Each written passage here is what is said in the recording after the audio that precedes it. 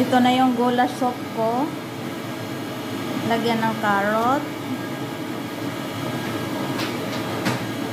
patatas,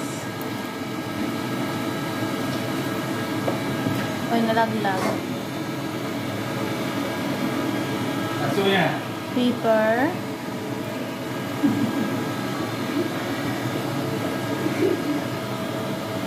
and the kamatis.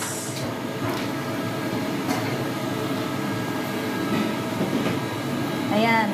So, ayan ang aking goulash soup. Haluin na natin. Aking goulash, kumukulo na. Ganyan ang kulay niya, ang ganda. Ano yung final ng goulash soup. Ayan.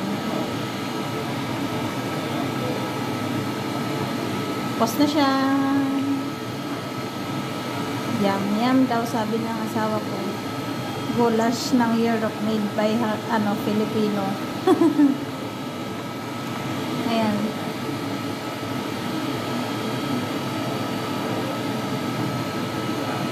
Luto na ang goulash, ready to serve.